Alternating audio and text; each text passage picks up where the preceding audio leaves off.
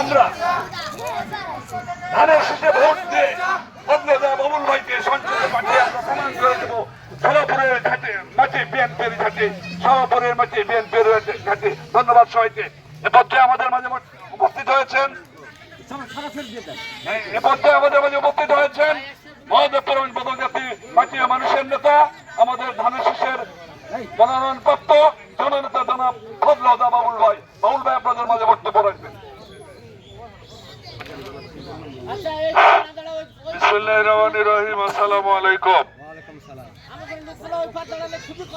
আমি দুঃখিত যে আমি একটু দেরি করে আসছি, তারপরও সবাই হয়তো রোজা আছেন বা অনেকেই রোজা আছেন। শবে রাত আমি অতি সংক্ষেপে ছেড়ে দিব, তবে আপনাদের যে কথাটা বলি খুব সংক্ষেপে কথা বলবো।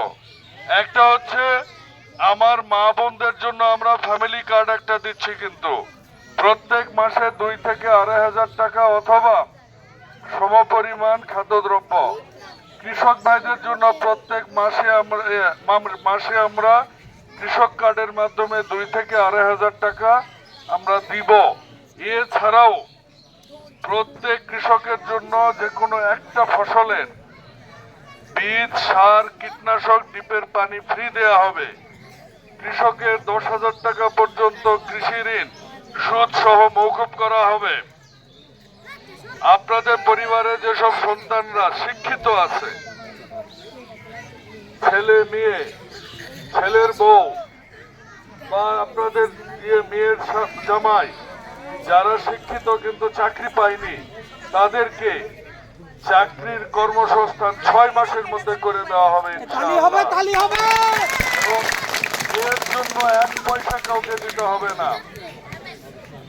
আপনাদের আরেকটা খবর বলি, সেটা হচ্ছে মসজিদের ইমাম, মুয়াজ্জিম, খতিবদের আমরা প্রত্যেক মাসে ভাতার ব্যবস্থা করেছি। ঈদে চাঁদে তাদের বোনাসও দেয়া হবে। এছাড়াও আপনাদের আমি কিছু কাজ করব। আপনারা শুনছেন না, তারেক রহমান নওগাঁ জেলার উপর দিয়ে রেল লাইন দিয়ে গেছে। আমি বলার পর ইনশাল্লাহ ঢাকায় আগামীতে আপনারা এখান থেকে রেল লাইনে চলে যেতে পারবেন। আপনাদের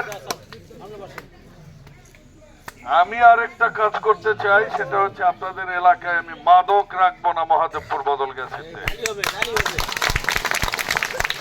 মাদক সেবী, মাদক ব্যবসায়ী তাদেরকে কঠোর আইনের আওতায় আনা হবে এবং 100 দিনের মধ্যে মাদক মুক্ত করে ফেলা হবে মহাদেবপুর বদলগাছি।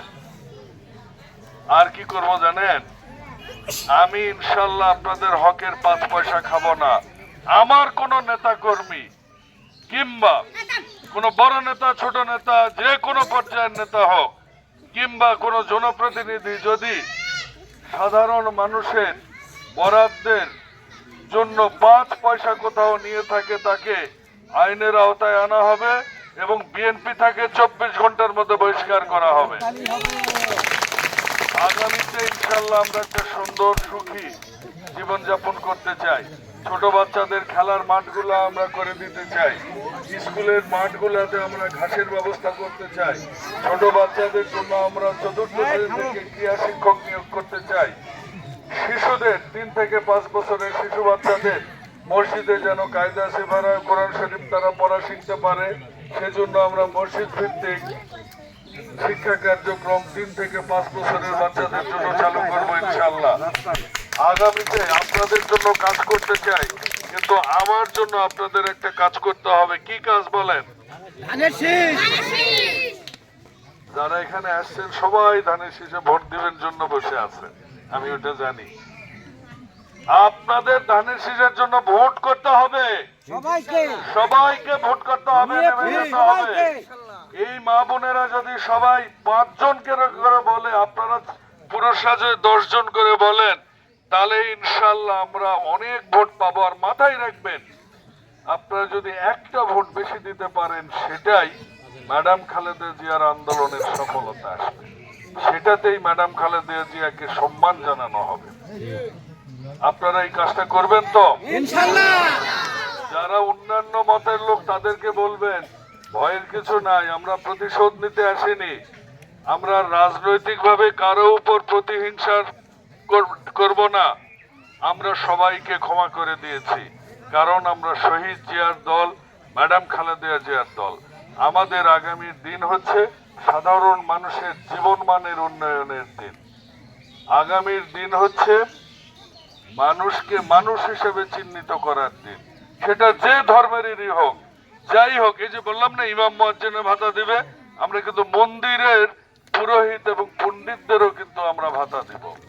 কাজেই বিএনপি কিন্তু মুসলমানের দল না। কিছু লোক আছে, দেখেন, কোরআন শরীফ বেচতেছে, ধর্ম বেচতেছে, মানুষকে বলতে ধর্মের দোহাই দিতেছে।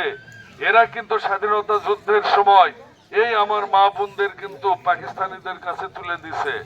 অনেক মানুষকে তারা খুন করেছে, মুক্তিযোদ্ধাদের তারা রাস্তা দেখায় নিয়ে আসছে, পাকিস্তানিদের হাতে তুলে দিছে।